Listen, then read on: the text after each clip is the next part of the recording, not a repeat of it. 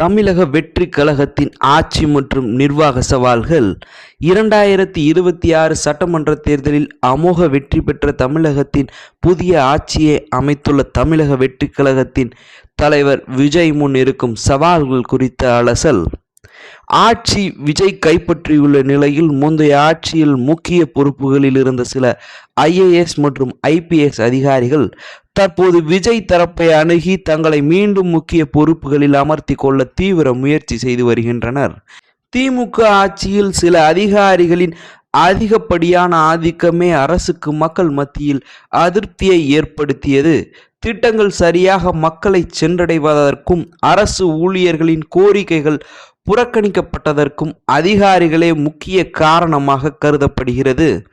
போதைப்பொருள் நடமாட்டம், காவல்துறையில் நிலவிய குழப்பங்கள் மற்றும் நிர்வாக தவறுகள் முந்தைய அரசின் வீழ்ச்சிக்கு முக்கிய காரணங்களாக இருந்தன. எனவே விஜய் காவல்துறையை உயர் அதிகாரிகளை தேர்வு செய்வதில் மிகுந்த கவனம் செலுத்த வேண்டிய கட்டாயத்தில் உள்ளார். தான் அளித்த தேர்தல் வாக்குறுதிகளை, குறிப்பாக மகளிர் உரிமை தொகை, சிலிண்டர் மானியம் போன்றவற்றை நிறைவேற்ற நேர்மையான மற்றும் திறமையான அதிகாரிகளை தேர்ந்தெடுப்பது விஜயின் முதல் சவாலாக மாறியுள்ளது. பழைய அதிகாரிகளின் ஆதிக்கத்திற்கு இடம் கொடுக்காமல் புதிய நிர்வாகத்தை உருவாக்குவதே மக்களின் நம்பிக்கையை காப்பாற்ற உதவும்.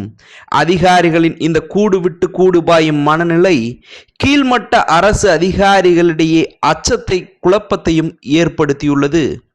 மாற்றத்தை கொண்டு வர விரும்பும் விஜய் அதிகார வர்க்கத்தை எவ்வாறு கையாளப் போகிறார் என்பதே தற்போது அரசியல் வட்டாரங்களின் பேசுபொருளாக உள்ளது.